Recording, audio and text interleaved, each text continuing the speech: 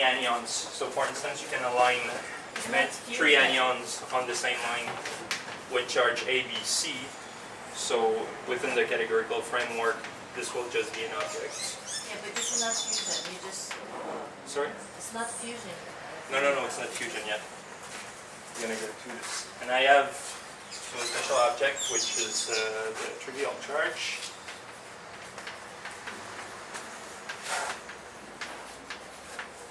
Okay, so I have a monoidal structure on my category 3. As Paquette said, we can actually braid the anyons, so in fact it will not be a symmetric monoidal category, but a braided monoidal category.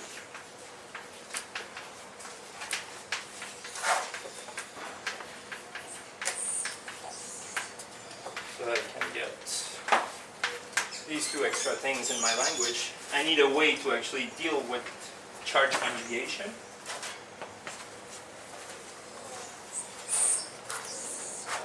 This will be given by a rigid structure.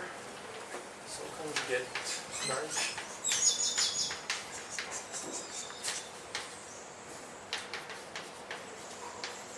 Which basically means that for any charge A, I also have its dual charge.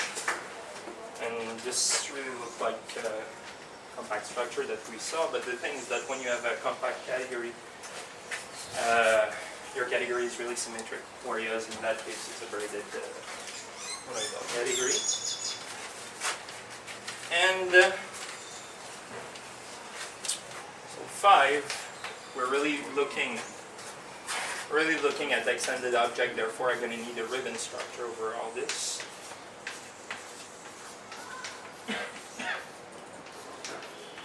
Deal with the cases that Paquette was mentioning, and finally I need some algebraic rules for the fusion rules.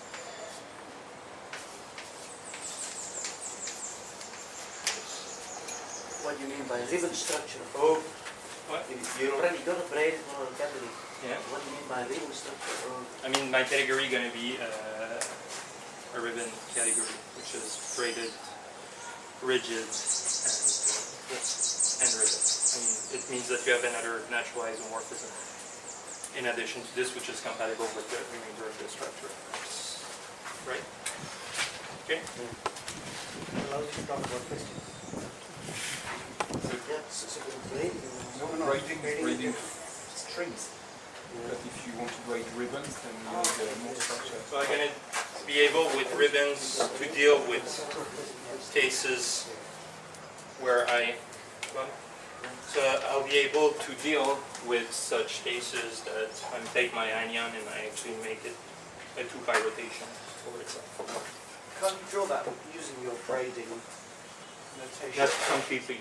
This is the thing. You need an extra natural isomorphism from A to A star star for that. Is that what something called balancing as well? Balancing, I believe, is actually one of the consequences of having such a natural isomorphism. But perhaps elsewhere in the literature they call this balancing. Can you give like the formal definition of what properties that thing has? Not in this talk, but we can speak after that, because I don't want to hammer everybody with diagrams and algebraic rules. So I just want to explain this aspect. Okay. So this is the setup. Now I'm gonna. So the nice thing about all these very complicated structure up to here is that it gives me some space-time diagrams about my anyons. Okay, so this is more or less the purpose of introducing all these structures. So for instance, starting, as I say, with 3 anyons like this, I can break them together. This, and I finish times flows like this for convention. I finish in the following configuration. So B tensor A tensor C, and that way I actually get the morphism from A tensor B tensor C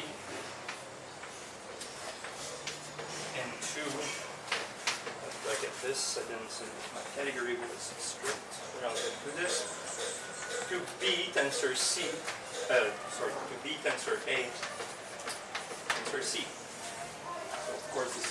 sigma tensor the identity over C. Okay, so I have pieces of language. My objects are just labeling the wires. Compoundness is just, anyway, it's pretty much the same language as Bob introduced, but with some extra pieces of structure. So the identity of the tensor unit is just the empty symbol.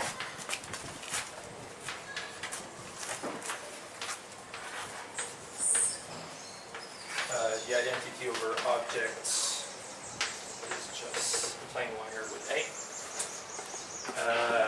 Morphism from A into B is depicted as a box F. You can't use the lights on, I think. Sorry? You can't use the lights on. Lights on, please.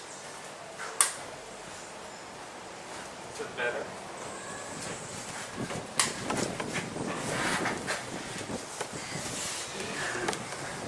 Well, And you press might your move chalk here. harder. Yeah, I'm gonna try this. Yes.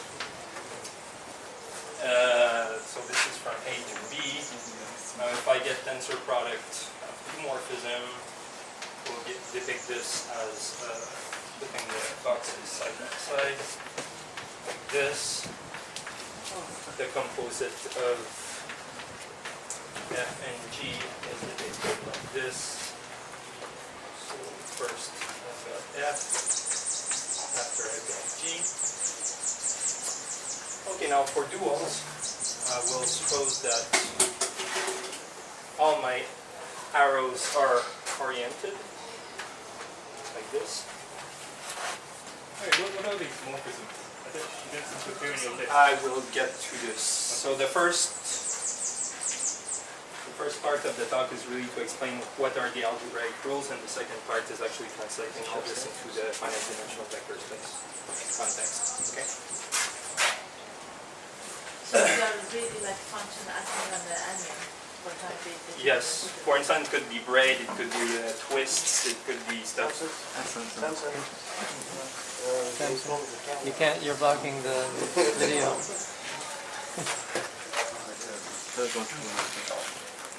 So now the identity on some object A is depicted like this, whereas the identity on the dual object is going to be depicted with this. So the arrow is just going in the opposite sense.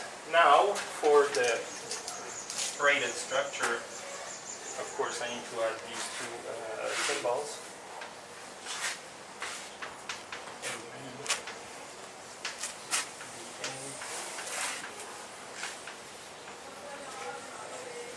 Like this, and of course one is the inverse of the other, right?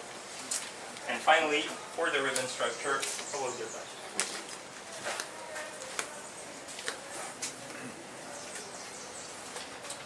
Okay.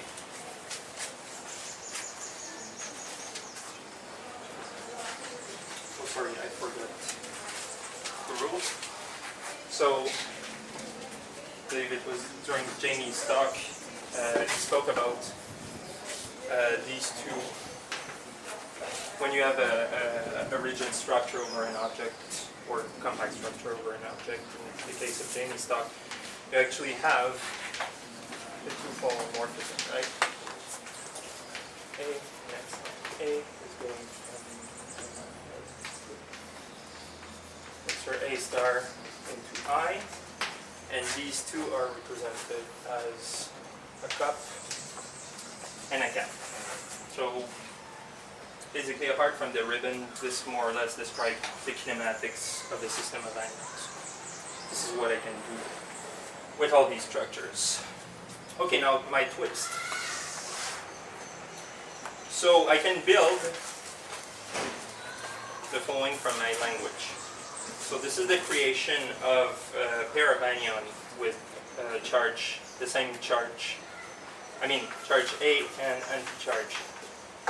For A, now I can exchange them like this, and after that I just let them annihilate in the following way. So I have those three parts like this. Now this, topologically speaking, is equivalent to the following. So I can just do this, for instance. The arrow is going that way. All this is over A. So we just erase this because the arrow is in the other sense. And this is equal to the following thing.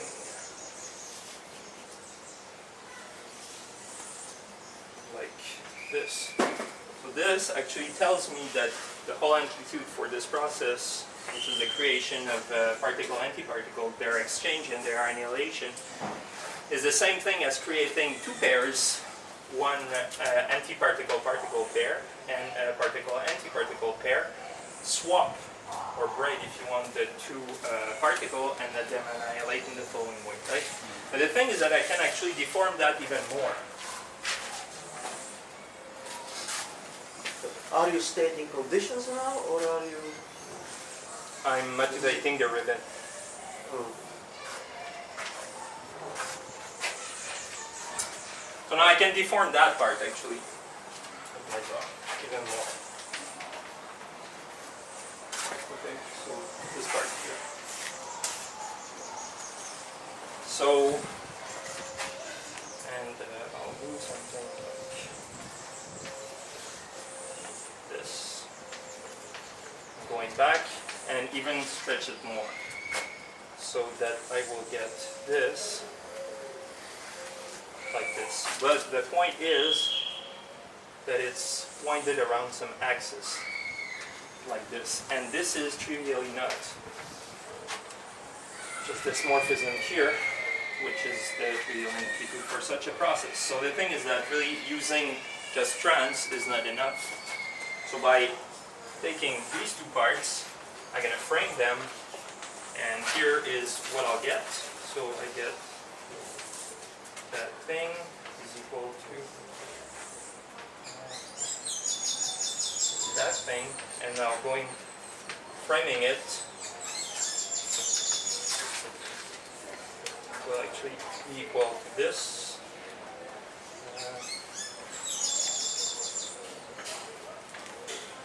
Which is equal to that. And this is the other side of the ribbon, right? And finally stretching is just equal to this. Which is different, of course, from the identity. Basically, this is why I need ribbon, because I might have some displacement, such as these ones that will actually induce non-trivial transformation. Is that happening in the real anion physics, or we are not Yes. in the reversal? Yes. I assume I can create a pair of anions with opposite charge. I can destroy. I can let them annihilate in the But anion from the trivial charge. that you're writing that code because the physics is the same in the right part. Sorry. The reason that you're writing that property is that because in reality the action You reacts. can perform all these operations on the thing. So anyway, all this actually comes for free in the modular tensor category structure. So now I need to express diffusion rules. And it is precisely this that will permit us to it's precisely this that will permit the translation to finite dimensional vector space. Just to say what Ilham was saying, when you rotate one of the one particle, Yes. that is physically different to these things, what these represent. But I mean, topologically it's different equivalent. kinematics, of course, but I mean the effect on the wave function of the thing will be It's the same, yeah. Topologically it's the same, Yeah. but physically it's different. No, I mean operations. it's different operations, but I mean the effect on your system of anion is the exact same thing. Yeah. But the when one- you so for cross the instance, ions over, one if you you- don't when you just turn one anyway. If you acquire a phase, say, like this by exchanging these two particles, okay, by doing this calculation, actually just rotating one particle on itself will give the exact same phase. That's the nice thing about topological field theory. It's like you do two different things, but that are the same topologically. It always does the same thing. But you're saying that this structure, whatever it is, modular, I forgot all the rules. Modular tensor category. Modular tensor category contains a proof of this statistics theorem, in effect. And Is that if a this fair is the proof, I statement? think it's the proof, the statistic theorem that John was speaking about, so yes, I would say so if it's the case. I'm not sure. Actually, I'm going to have to check. This is, I think this is the same as Finkelstein and Rubinstein. Yes. I don't see any, is that. I think so too, There- but like there are- I'm not 100% sure about that. There are more general topological situations. It might, I don't know. Well, at some point we could ask whether or not they fit into this structure. It don't deal with pi 1. It deal with higher homology group. Homology. I forget. I have to think about it. Just on there's a note in Turaev's book that says that this approach gets around some problems with homological approaches, so it's more general, you think, than a homological. So what you were saying, basically, to incorporating. Well, no, what I'm saying. No, Okay, so Some kind of no, mine is private. Okay, so yes, so for the fusion rule, I will just need one extra structure. So we'll need an abelian structure in my category, which basically means I've got a byproduct with injections, protections, and all the usual properties. And it basically means that an abelian category actually basically means that for any two objects, their Hom sets are abelian group. Now anyway, it means that the category is enriched over abelian group. So if I make an analogy, if you place yourself inside the category of finite dimensional vector spaces, well, it's enriched over itself, right? Because if you consider the Hom sets between of all linear map, it actually forms a vector space. But this is a bit weaker, a bit more general, sorry, in the sense that this actually is an abelian group instead. So now, I need to speak about the basic properties of the charge, which I just labeled by A, B, and C, but they have something else because they are fundamental in some sense. So a simple object, S, is an object that for any object B in my category, okay, an inclusion into this object is either an isomorphism or the zero map. Okay, so this is a simple object within the category. Now, a category is semi-simple if any object A is isomorphic to a direct sum of simple objects. Or my big I here is the isomorphism classes of simple object. What is a simple object before? It's an object that has no subobject other than zero or an isomorphism of its own. Like atomic. Yes, well, in the case of vector spaces, of course, this is your tensor unit. Right? It's a generating object. So, yes. So now I'm getting to the fusion rule.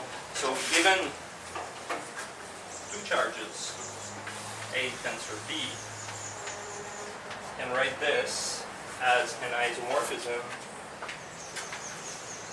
So A tensor B is actually isomorphic to perhaps I should use J not to compound with the tensor unit. So I in J of N AB going S like this.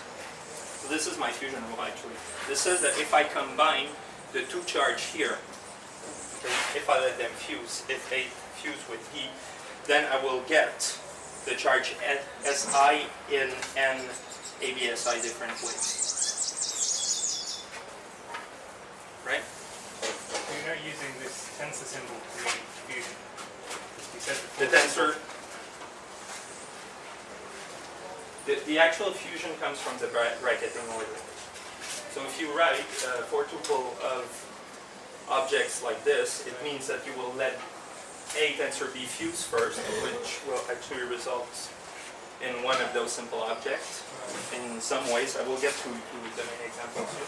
And after I let it fuse with C, and finally I let them fuse with E. So all these things, actually, you can see this is a fusion diagram, which actually expresses exactly what I said here. Yeah, but the tensor product is your fusion operator. It's the compound system, but I mean you let them fuse over the tensor product. So the combination of A, it reads actually the combination of A and B will yield the charge SI in NAB SI different way. You let them fuse in all possible ways? Sorry? you let them fuse in all possible ways. Well, not if you're fixing a base, but technically yes, you could do that, but you get just garbage information if you do this, right? This is an isomorph. Yes. Confusion is not dynamic, it's an isomorphism. Yes, I'm gonna get to the explicit calculation and see your craving for them. So I just need it. Yes? I've got a really stupid question, like intuitively, it feels that since the right hand side is a direct sum, that you break down, if there would be some concept of dimension, into little pieces. So if the left hand side would be 10-dimensional, then there are a bunch of small dimensional things. No, this does not happen. I'm gonna get, yes. You're gonna see when I'm gonna perform explicit calculation. So now the last constraint on my category, which is quite important too, is that the set of endomorphism of any simple object is isomorphic to some base field of characteristic 0. In this case, we'll assume it is a complex field. Okay? So 1 times 1 is 1. Yes. Yes, you like whatever. Yeah. Okay.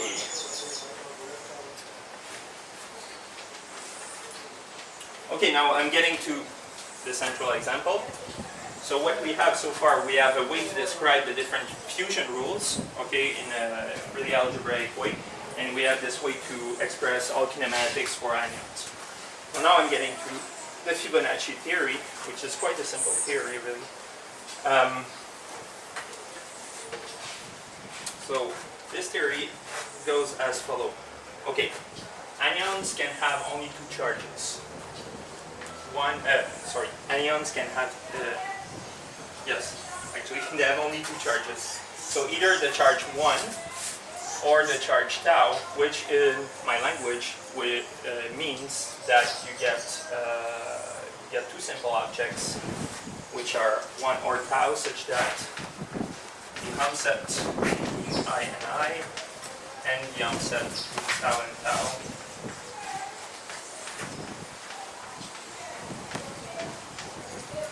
It's actually isomorphic to C. Right? The 2 charge are self-dual, which means basically that 1 equal 1 star, and the tau equal tau star.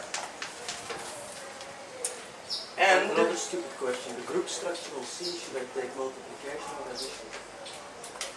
What? Because you say that it's enriched in actually, okay, well, yeah. Thanks for the comment anyway. But having this extra assumption makes that your Helm sets are enriched over vector spaces. This is where I'll get. Because of course, you can take the tensor product of some more complicated expression with this, and this is isomorphic to C. So if the other one is an abelian group, well, you just end up with scalar multiplication, right? Okay. So, and their fusion rules are given like this. This is isomorphic to 1. Now 1 combined with tau is isomorphic to tau tensor 1, which is of course isomorphic to tau because 1 is the tensor unit. And finally, the only non-trivial rule is the following: tau tensor tau is isomorphic to 1 tensor tau. O plus. O plus, thanks. Like this. Which means that my 2 anions with non-trivial charge, if I take 2 of them and I'll let them fuse, I can get either 1 or tau. Okay? In terms of time. You have 23 minutes. Left? Yeah. Right. That's really weird. So from 2 systems you get 1 of the same. Means by combining the 2 tau charges, I get either the trivial charge or the tau charge. Yes, it's weird. But it's normal, it's weird. phenomenon.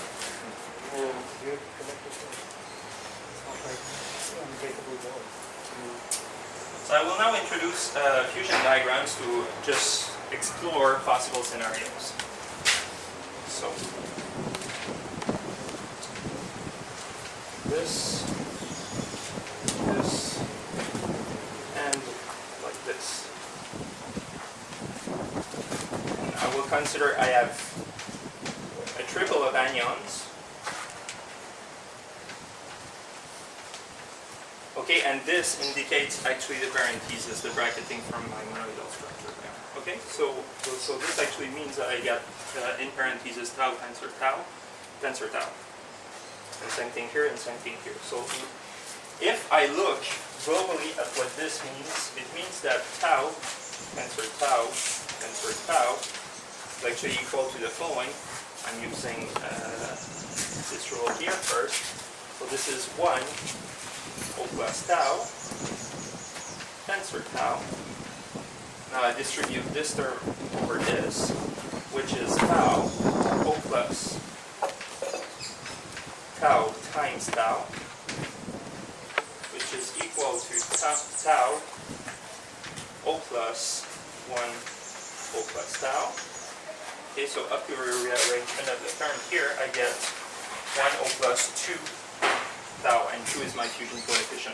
So this says actually that if I let 3 anions disposed that way, fuse in the order that is imposed by the bracketing there, or the fusion diagram there, I can obtain the trivial charge in only one way, and I can obtain the non-trivial charge in 2 ways. But now this is very important, because it is this fact that I will use to simulate my qubits. Okay, because of this fact, where the set of morphism between tau and tau is isomorphic to C. So let's see how it goes. So here, I will just depict the 3 different scenarios that are implied by this equation here. Okay, so tau with tau may fuse giving tau, and tau will fuse with tau giving tau again. Now tau with tau will fuse giving tau, and then fusing with tau, it's the other possibility from here. And now finally I take that tau fused with tau will give 1, and of course fusing 1 with tau here, going in that direction, will yield the total charge of tau again. So here I've got 3 different scenarios, which is exactly the same thing as that, right? Now let's work on the onset. So how will I get qubits in the following way? So I will consider one of these 2 scenarios here, but actually the diagram should be flipped in the other way, because here I gave the fusion rule, but I can actually generate this exact thing. And now what I want to do is pick one of these 2 scenarios, and this will give me my basis vector as I can explain. So, okay, so tau going into tau tensor tau,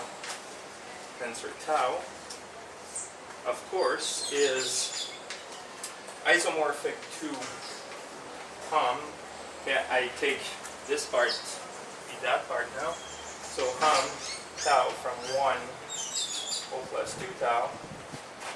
And by properties of the hum set, I can rewrite this as hum tau into 1 O plus tau into 2 tau.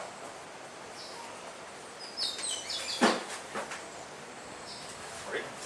Okay, so now I've got this thing which will be, by the condition which is there, isomorphic to C2.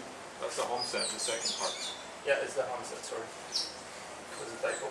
Okay, the hum set between tau and tau. So of course this is the hum set of tau to tau O plus the hum set of tau O plus tau, 2 tau, sorry, and each are equal to C, therefore this is C2. Now what is this part here? If I have a variant of Schur's lemma, it's actually just 0. So I mean, the topological space for these 3 anions, okay, the way that you actually can see it, is a 3-dimensional space. However, it is built from the 2 following orthogonal subspace. One which is the complex line, and the other one which is a complex plane. But you can never pass from one to the other, and they are orthogonal one to the other because of the direct sum here. Right? Right or not? Yes? Okay. So we'll concentrate on this by fixing the global charge like this. Now, how do I select one of my 2 scenarios, if you want, in the following way. So I have hum going from tau into the triple of anyons, like this.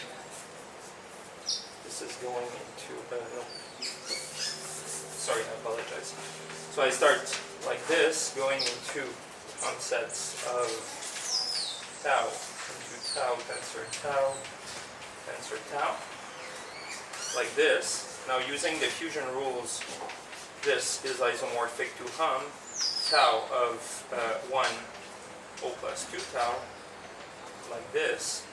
And then to actually select one of the basis vector, what I'll do is to use the canonical injection into the direct sum here. So I've got two possible injection from tau into 2 tau.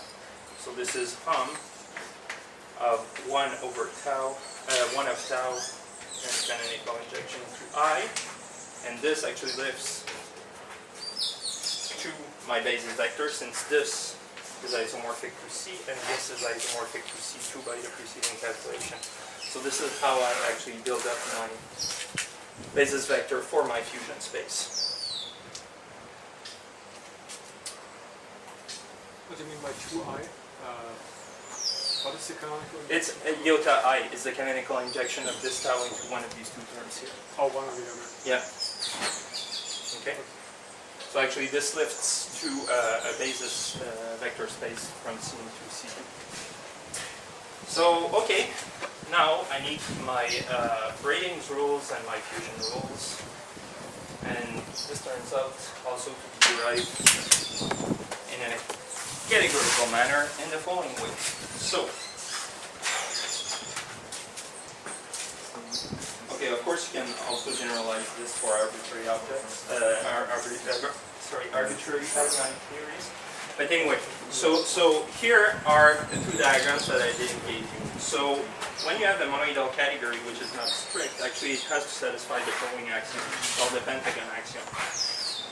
This says actually that if I have the following tensor product with all the parentheses starting on the right, okay, there are two ways I can actually go to this term here, which with the same objects, but I mean same terms in the tensor product with parentheses aligned on the right. Okay, so as I said, since the since the parenthesis actually defines the order of the fusion, I can translate this into a fusion diagram like this.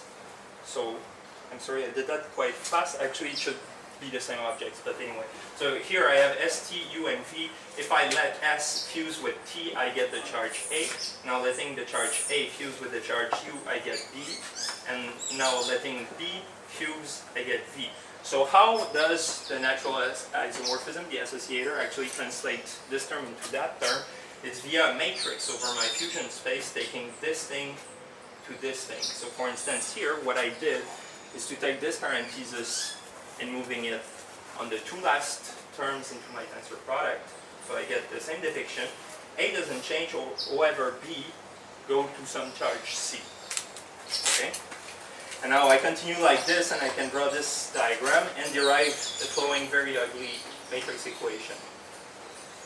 Okay, which actually just says this. So if I start from here, okay, yeah, S, T, and U fuse together to yield the charge B. This is written over that term here, and the charge A goes to the charge E, and B is left unchanged, of course. So this is what it actually does. So this is one of the matrix elements. And then I go up and do the same thing for the other three fusion rules. And I do the same thing on the other side, leaving the other side of the equality here. Now in conjunction with, now in conjunction with the fusion rules for my particular theory, I can actually fix the charge correctly here and actually solve this and get the F matrix, which will be a unitary matrix acting on my fusion space. Yes? So if you parenthesize to the left, like it's written on the middle backward, there you get that thing is equal to 1 plus 2 tau. presumably if you parenthesize on the right and you do the same computation, it also comes to 1 plus 2 tau. So you have to define the associativity isomorphism, right? Which is a unitary isomorphism over the fusion space. So you have a choice. It has to be one of the two isomorphisms from 1 plus 2 tau to itself. Yes. So yes, exactly. so did you pick it? So if I understand it correctly, you picked one of those two, and then proved that it satisfies that pentagon axis. Yeah, that would be a way to say it. Yes. Why are there only two isomorphisms? Tau to itself. Sorry, two-dimensionally. Yeah, 2 by 2. It's like isomorphisms from. Because the charge I can jump through the reparenthesing to a charge tau, or can jump to itself. I see. The F Yes. in the equation is actually the isomorphism that you pick, and Yeah. that equation says what it has to satisfy to really be coherent. Why can't you just strictify and just forget about alpha? Okay, I have a sort of answer to this, and this is very technical, but you will, yes. That's me. So yes, now, okay, so I get this for my fusion rules, and this actually, what it does is to induce a change of basis into my fusion space, because I actually compute on the way my, my measurements are actually just taken as how my anion will actually fuse together, right? So the thing is that this is a unitary transformation that goes on my two-dimensional plane, for instance, if I choose this part here. And this will give a unitary transformation, which is equal to, I will not make the details, phi minus 1, where phi is the golden ratio. Quite interesting that it pops here, right? Now, square root of phi minus 1, square root of phi minus 1, and minus phi minus 1, like this. So it's actually a unitary transformation, which you can check.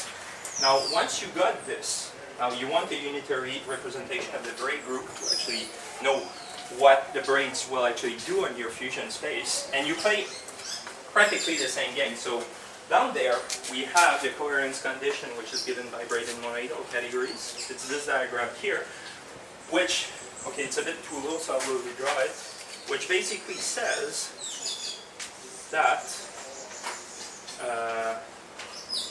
basically states this equality.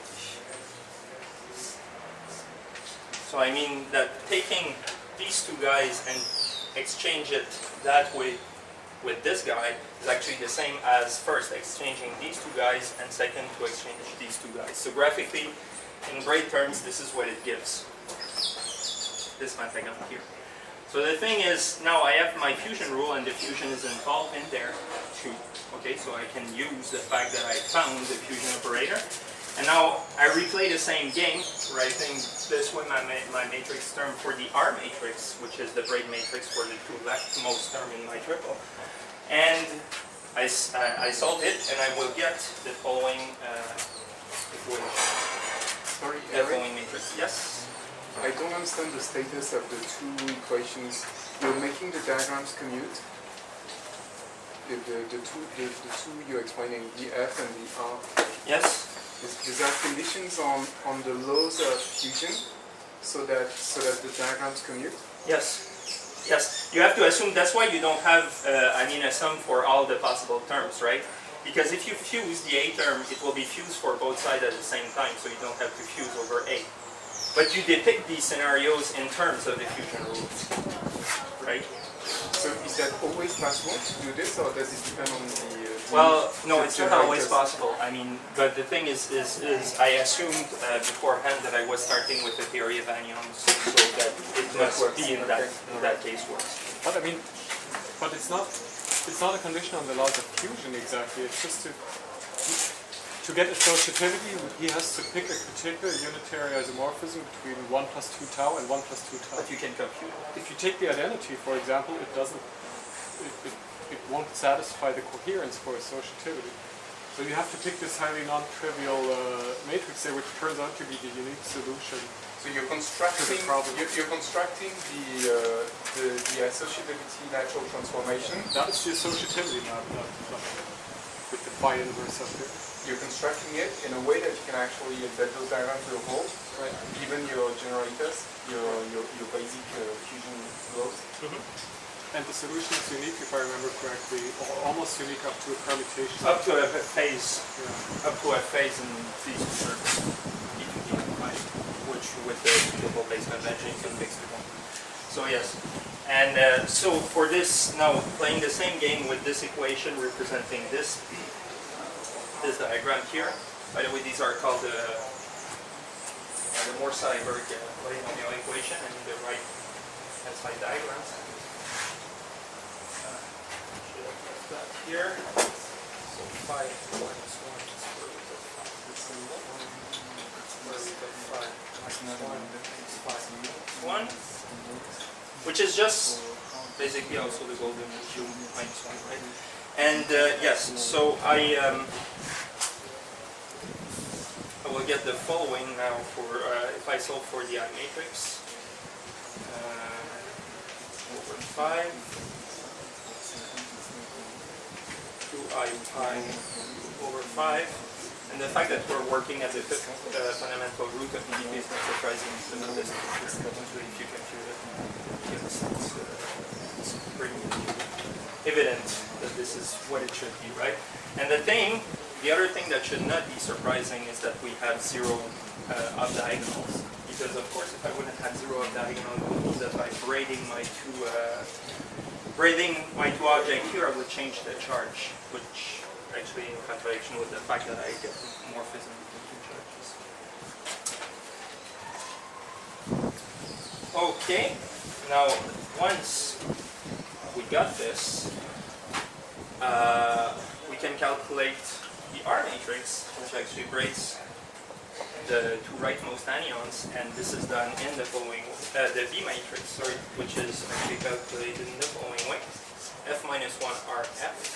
So actually I just switch here, braid these two, and switch back to get back in my matrix. Okay, which you can calculate in your leisure time. Is there, yes, the physicists, they think there is an, I mean, this type thing as an existence, or is it just a coincidence? Or? Well, I mean, it's induced by the theory. Right. No, and it's the Fibonacci theory, it's not, I mean, yeah. That's why it's called Fibonacci? Yeah, that and the fact that, okay, if you take the nth, how does it go again? Yeah, so if you take the nth tensor product all bracketed to the right, you're going to see the Fibonacci numbers appearing from the number of tau and the number of alpha. These two things in coincidence makes that it's quite Fibonacci-esque. So as a theory. But this Fibonacci is the root of x2 is equal to 1 plus x, right? Yeah. Okay, alright, okay. Okay, so yes, so I've got all my matrices. If you wonder if it's enough or not, like, yes, these two conditions, the hexagon and the pentagon, are actually enough, and this is due to our Coherence theorem of Joya and Street for braided non-abelian category, which basically says that if you get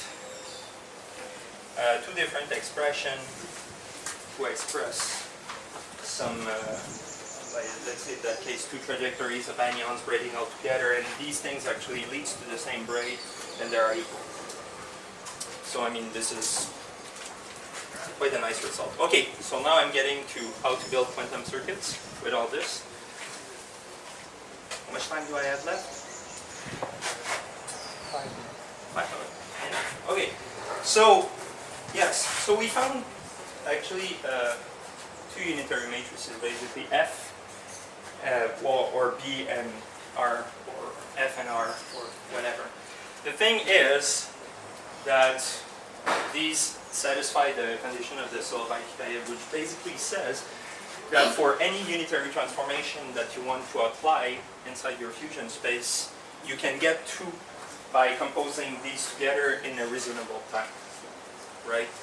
So actually, the point is that these two matrices together are dense in SE2, so you can actually simulate pretty much everything you want up to an epsilon. So that's it. I mean, for the 1 qubit case, but for we need also to have a universal set of gates. We also need 2 qubit gates. So now going to going to the bone steel paper, which is called, what is it called again? I don't remember. Anyways, bone steel and all, and has grade in the title. So yes, we can actually implement the CNOT. So here's the procedure, more or less. So we'll represent ions now like this, which says that these two actually fuse together, and after they will ultimately fuse with this, and their trajectories are given like this. So the first thing I'd like to do is by a very complicated braiding. Okay, just follow the argument because I think there is no right order to actually explain this. So I will just follow the argument. You're going to see it's quite a beautiful idea. But the thing is that by a very complicated braid, what you can do is to insert this anion here into that position here. Okay, all the other one are going back to the same place. So I mean, we'll just color them. Okay, and the unitary transformation acting on the fusion space, even with all these braids here. The one that was in that position, where does it go? Sorry? At this position. And so the thing is that by doing all these complicated braids, even if you have a non-trivial topological transformation, I mean, acting on the fusion space, you actually get the identity over your triple here. So I mean, this is quite surprising. This is the first quite cool thing that actually completely separate the trajectories of anions, which have topological properties, that something, a transformation that you actually do on your Hilbert space, right? So this is, yes, some of you in the back seems puzzled. What did you say? You said that the total action of this complicated braid is the identity? Yeah, it's the identity over the fusion space, not over the anion, because I have a change of place here, right? So now, what he does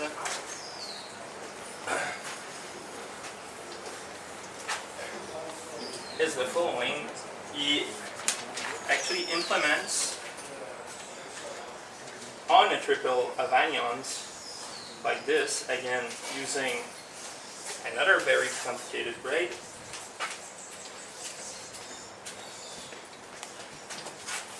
And I times not gate up to an epsilon again. So now, how do we implement control C naught?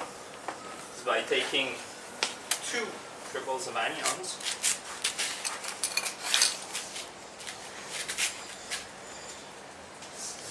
We'll do it like this.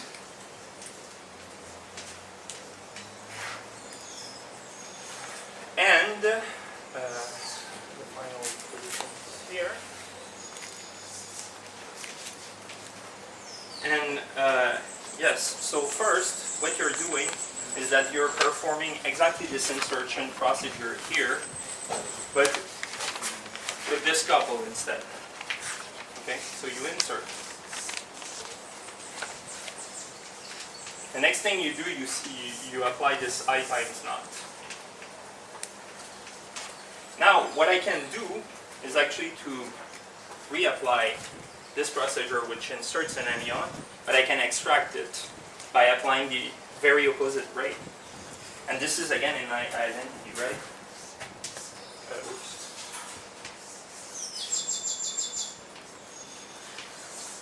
Like this. So now, if I let these two anions fuse together, I have two possible choices. Either they will fuse with the charge I or the charge tau. But if that fused, if they fused as the charge I, nothing happened. It's the trivial charge, right? But if it fused with charge tau, then actually I just implemented the knot. So, and the thing is that this is my only degree of freedom because I assume that the global charge for triple of anion was tau. So this actually, if it fuses as I, then therefore this is the basis vector 0. In the other case, the basis vector 1. So this really implements a control not over that thing. So I guess that's it.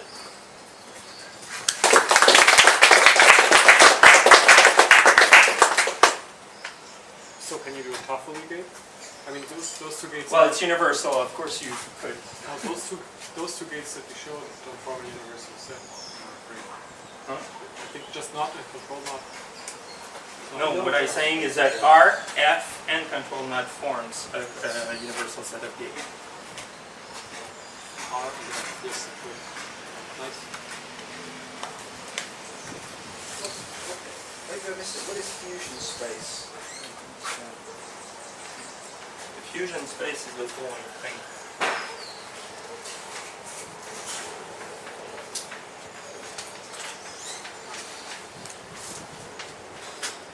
So if you calculate this, the way they can actually fuse by using the isomorphism, and then use the fact that the counter is continuous here, you will see that this is isomorphic to C2. And this is the fusion space.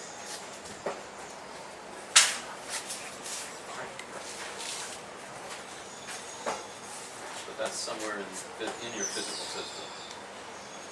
That's a physical degree of freedom someplace. Yes, yes, but the point, yeah, It's not the one you're using. one of the point of using such a computation, of course, is a lot more robust than your usual quantum computation model, since you actually encode your information in a triple.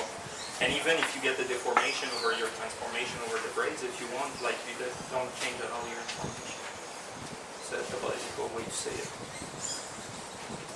So the C-naught does not happen between two fusion spaces, or it does? Well, Nothing the C-naught happens between the tensor product of two qubits, so C2 tensor C2 as fusion spaces. So the qubits are fusion spaces. Are vector inside the fusion spaces. The qubits aren't vectors. Yes, they are. They're They are, bases. because when you want, as I said when I made my diagram. Qubit means two vectors, that's all. So there are two vectors in the fusion space that are your qubits. Not sure I understand that. The thing is that if this is C2, this is as isomorphic to C. So if I apply the fusion rule like this, as I said, I obtain hom of tau I O plus 2 tau, like this, right?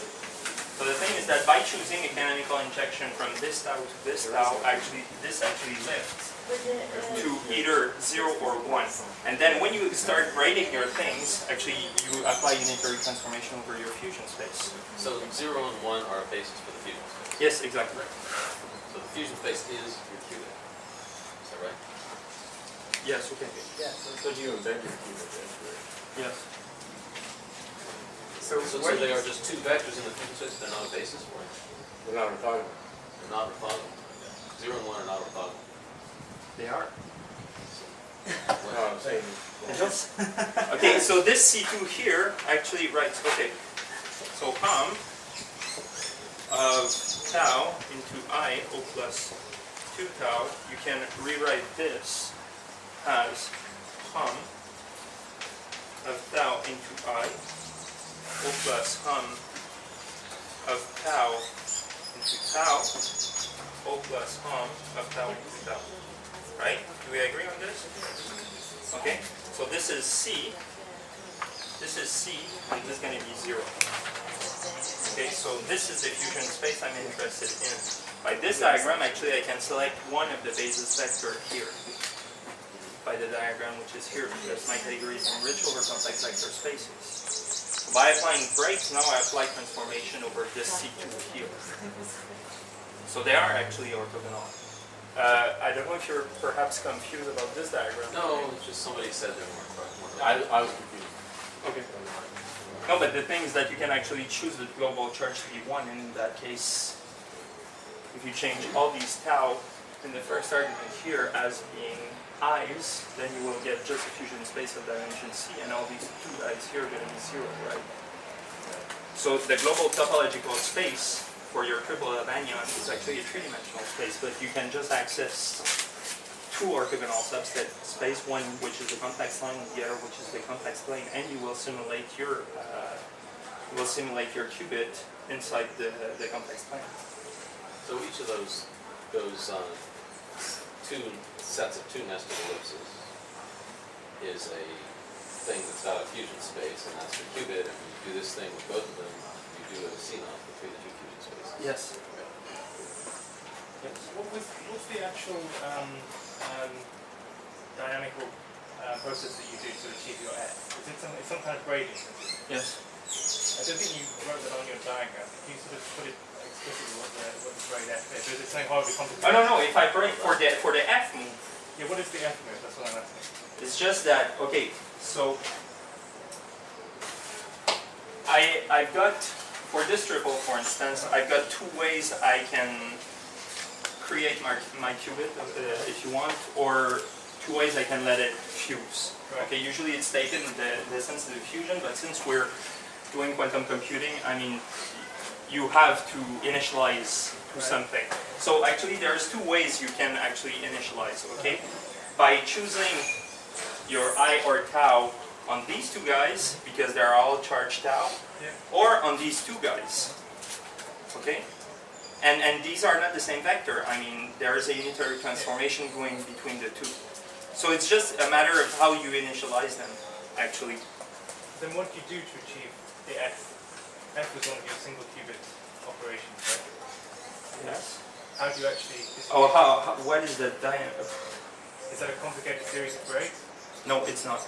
Actually, it's not. That's a good question. The way Prescott describes it is to think of the vector space as a process space. So the two ways of getting from tau to tau are two processes. Right. And the F matrix indicates there's a different process taking place. So you shift from one process to another in that space, in that process space. I'll tell you one easy way to do it in that case is just if you created the four particles using one of those diagrams, use them all back together in the exact order you created them, and then recreate them in another order. The F matrix just is a unitary that relates those two internal states. Otherwise, you could do some grading of density. You could map it in.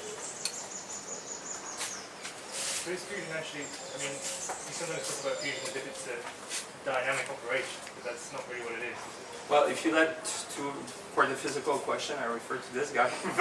But anyway, the way I understand it is that simply if you let two anions be close enough together, they will actually combine to create another anion. Okay, and now it's just a different perspective on how you will let them be close together at some point in your computation. But I don't understand what is the actual dynamic on that. You should let Eric off. Thank you.